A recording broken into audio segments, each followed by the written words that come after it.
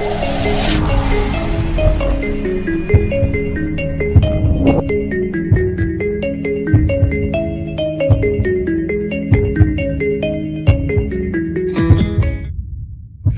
and I want to talk about diabetes today. Diabetes is a terrible degenerative disease that afflicts something like 12% of Americans, and the rate is actually growing. It's an epidemic disease in America right now. We have 1 million new cases of adult onset type 2 diabetes.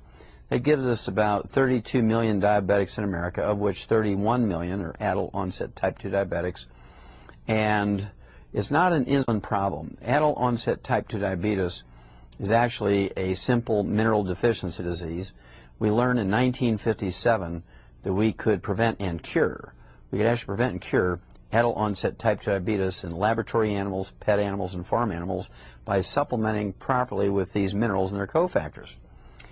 This lay dormant in human beings for 20 years. Some 20 years later, 1977, it was actually proven again in human beings that these minerals, these trace minerals and their cofactors, could in fact support normal and healthy blood sugar levels, and people could wean off their insulin, go back to fairly normal lives.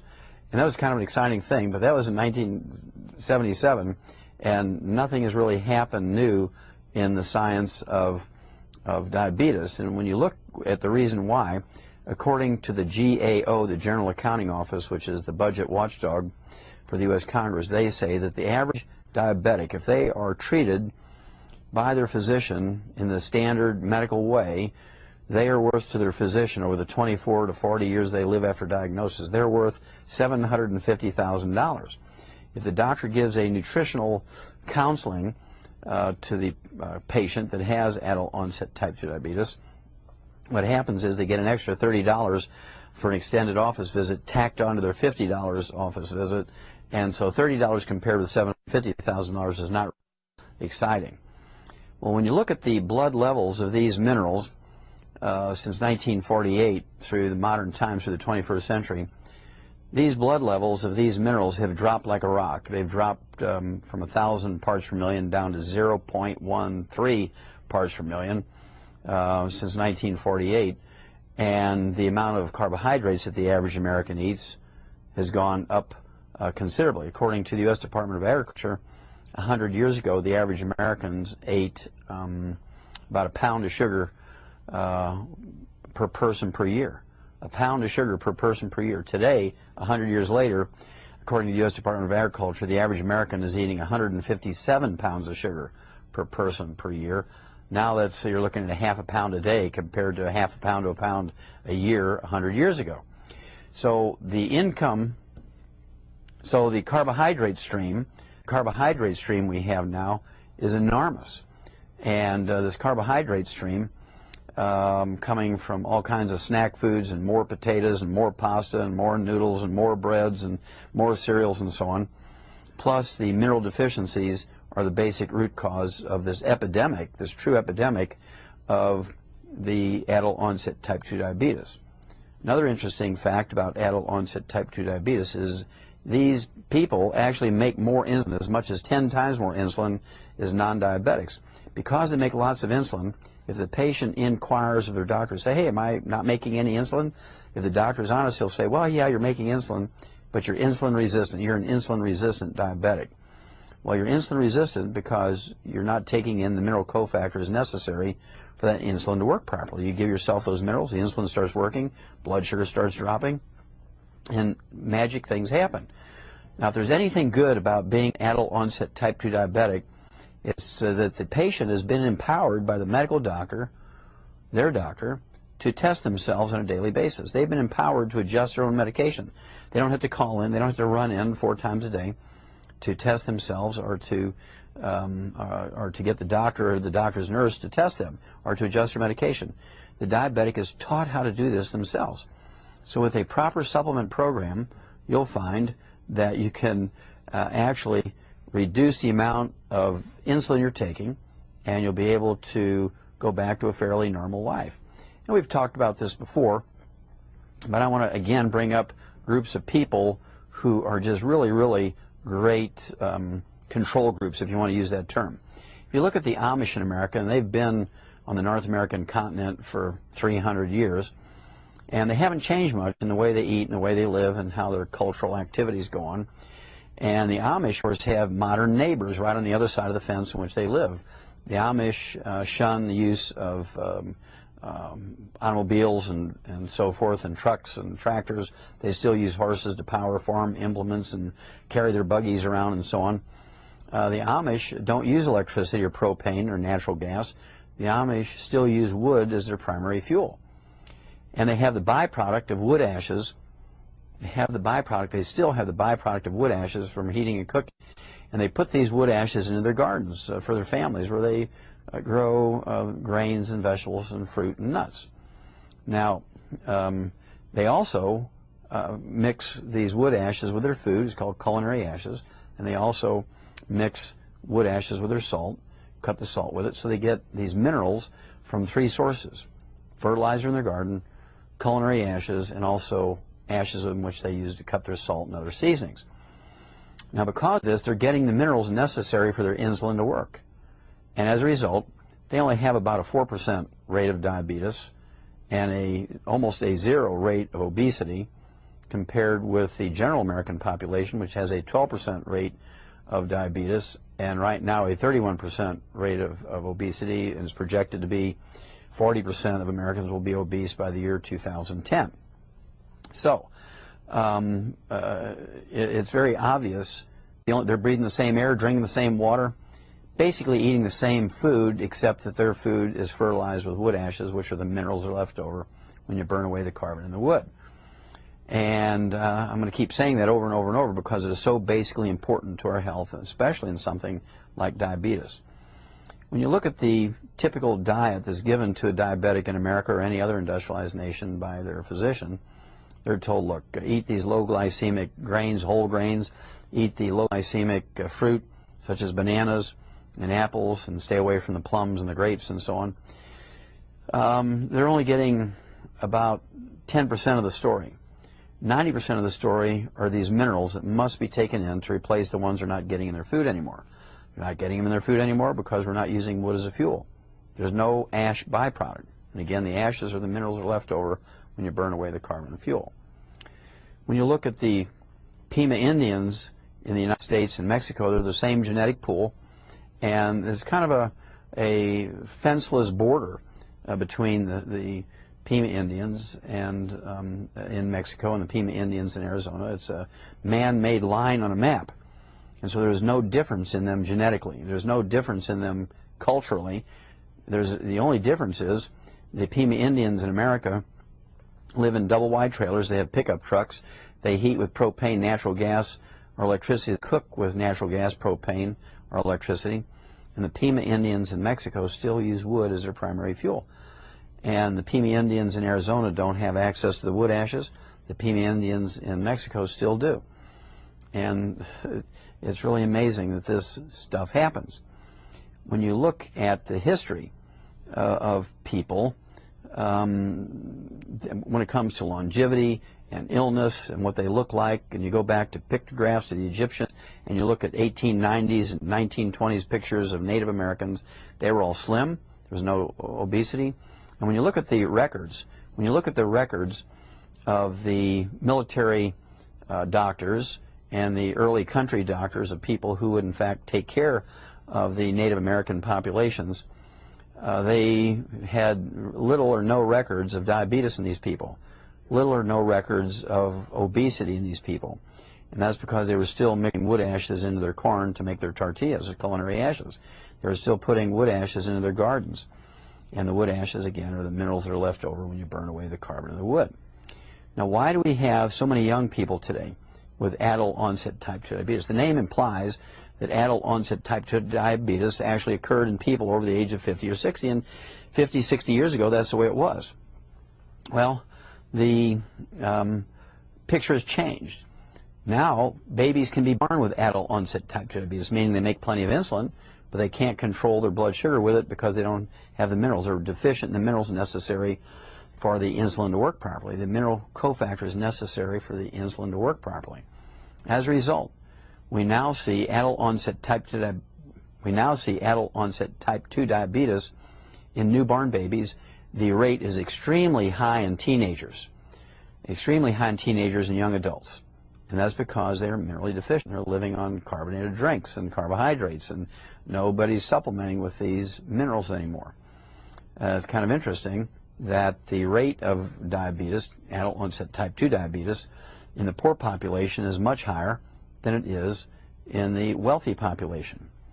Okay, and again, it comes down to the poor population drinks more carbonated drinks, more carbohydrates because they're cheaper, and there's a zero consciousness, almost a zero consciousness in the poor cultures when it comes to supplementing. They haven't had to think about it because they're supplementing almost unconsciously with these wood ashes from their cooking and heating fires into the gardens, into their food, culinary ashes, and cutting their salt with it. And so historically they did all these things because they had the byproduct of cooking with wood, but nobody paid attention to it when they made the shift to other fuels. Now, many doctors will want people to believe that there's a terrible black gene that causes the high rate of diabetes and obesity in the African American population in America and other industrialized nations. Well, that's not true, because they've shown very clearly with a great study where they went to Africa, Nigeria, and also in Great Britain. They showed that obesity and high blood pressure and diabetes is not genetic. It has to do with something else. It has to do with what they eat, what they don't eat, what they supplement with, what they don't supplement with. And so you're going to find that we could actually eliminate obesity and diabetes in industrialized nations. I believe we could eliminate obesity and diabetes in the industrialized nations in 90 days if everybody were to supplement properly and cut way back on their carbohydrate intakes. Now, it's impossible to cut back on carbohydrate and you're not supplementing with minerals. It is impossible to cut back on carbohydrates when you're not supplementing with minerals, because you will always have that pica and cribbing. You'll always have this almost psychotic desire to eat and snack. And of course, that's how we get animals in the feedlots to gain weight, is we consciously make them minerally deficient, and then give them a big stream of carbohydrates, and they will, in fact, get diabetes and become obese. Prime beef. Now, up until recent times, diabetes was a rare disease in pet animals because they had these complete animal foods, canned food, kind of like a meatloaf with everything in it, and dry foods with everything in it. But as animal proteins became more expensive, the manufacturers of animal foods, pet foods, switched to carbohydrates. And so if you look at the ingredients of a bag of dry food and canned dog food, most of the time you'll find that the first ingredient is rice or corn or wheat or other grains, and that either red meat or fish or chicken are kind of 8th or 10th or 12th down in the line of ingredients.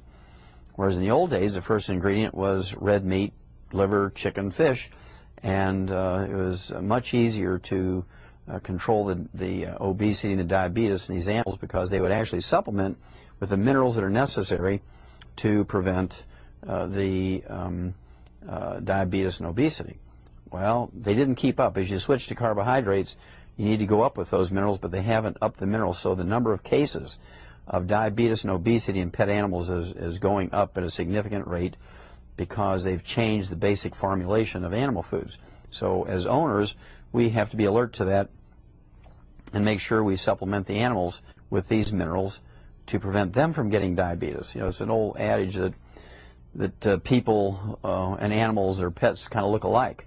That's because we eat the same thing. Well, if you feed an animal the commercial diet solely without adding any snacks or table scraps to it and supplement properly, they will not get obesity or diabetes either. And so it's not that difficult. And I'm sure I don't know things that the doctors don't, because I get most of my material from medical journals. So I have to assume if they're reading the medical journals, they're getting the same materials I am. So the reason why they don't discuss nutrition and supplement programs for diabetes is not because it's not useful. It's not because it doesn't work. It's because the amount of profit they make from a 15-minute nutritional consultation is $30 compared with $750,000 by treating the diabetic in the standard way. They make their money from amputating toes and feet and legs. They make their money for dealing with the cardiovascular problems and the peripheral neuropathies and the blindness and all the other stuff that goes along classically with diabetes. These things are totally avoidable by supplementing properly. They're avoidable by supplementing properly. Enormous amount of research on this in every industrialized nation. Enormous amount has been published going back to 1957. 1957 is when this really was first recognized that adult onset type 2 diabetes is a mineral deficiency disease.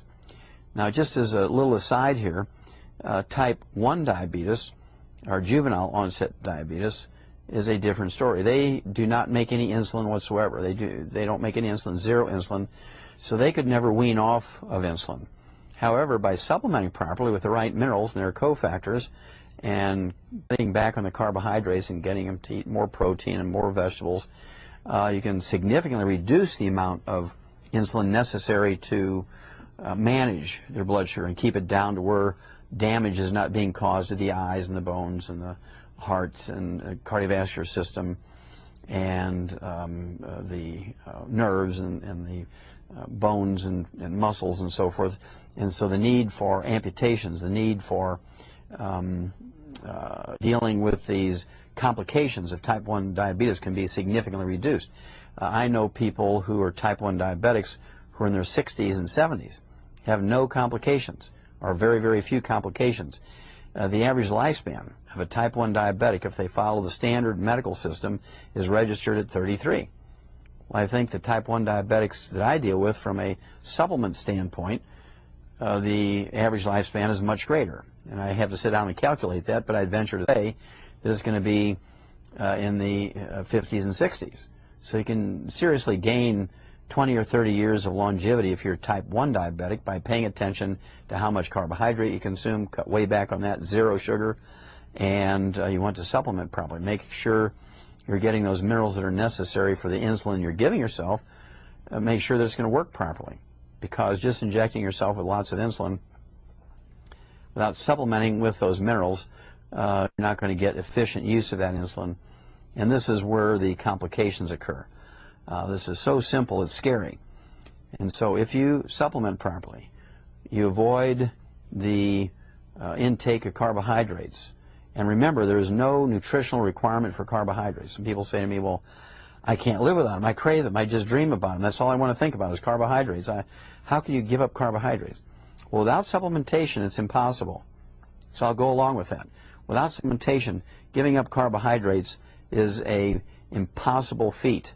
Nobody is strong-willed enough to do it, okay? Nobody could do it. Even King Kong couldn't do it. However, when you supplement with the minerals, the cravings, the munchies, the binge-eating behaviors, the pike of the cribbing go away. And when they go away, it's very, very simple. And again, as a diabetic, you do not want to eat carbohydrates. You can eat after 7 p.m., but you do not want to eat any carbohydrates after 7 p.m. Zero. If you need a snack, you can eat a handful of mixed salted nuts. You could have one of these zero sugar protein shakes. You can throw an egg in there if you want to. You can have plenty of animal protein after 7 o'clock if you're a diabetic. And you're going to lose that fat. A lot of people actually will gain an enormous amount of weight when they're diabetic. But it's not due to genetics, and it's something that you can actually fix. Doctors get a lot of incorrect advice when they say, well, cut out the fats and eat more carbos. When you're diabetic, eat the low glycemic carbohydrates. Well, that's not correct. You want to eat lots more protein. You want to eat meals that are maybe 3 hours apart, maybe 4 or 5 meals a day instead of 3. But after 7 p.m., be sure no sugar, no juices, no fruit, no carbohydrates. You can eat a handful of mixed salted nuts. You can have a protein drink, either a whey protein drink, throw an egg in there, or you can have a hard-boiled egg with some salt and pepper on it. Eat a no-sugar sports drink. A lot of stuff you can do as a diabetic, but you got to stay away from that sugar, stay away from the carbohydrates, supplement properly, and you will be amazed at how good you're going to feel. Your energy is going to be up all day. You're not going to have the diabetic rantings and ravings. And a lot of people, they have such difficulty in managing their blood sugar that they get anxiety attacks, panic attacks, they go into rages, and people, oh, that's just his diabetes acting up. You can eliminate all that. You can eliminate the need for amputations of toes, feet, and legs by supplementing properly and avoiding the sugar and avoiding the carbohydrates, eating more high-protein meals. It's not genetic. There's never been a genetic form of adult-onset type 2 diabetes. There's never, ever been a genetic form of juvenile-onset type 1 diabetes, although doctors will tell you that because that excuses them from having to fix you. If it's your bad genes, that excludes them from having to fix you. Well, diabetes is much more easily managed than doctors would have you believe. It's much more easily managed than doctors would have you believe. And we as individuals have to take control of managing diseases like diabetes, because if we're waiting for doctors to do it, it's not going to happen. Their level of care for diabetes is always driven by income. And again, they're not going to just take $30 and give you a 15-minute nutritional counseling. And so you have to educate yourself. Education is power, and education with action is superpower. And I get excited for type 2 diabetics because it's a disease we can eliminate. I'll repeat that. We can eliminate type 2 diabetes, America and all the other industrialized nations, if we supplement properly and we eliminate the majority of the carbohydrates and sugars out of our diets. It's really quite a simple thing. Once you know what to do, it's actually quite simple. And so it's a matter of just doing it. Remember, education is power, and education with action is superpower. So cut the carbohydrates, eliminate the sugar, supplement properly, and guess what? It'll happen.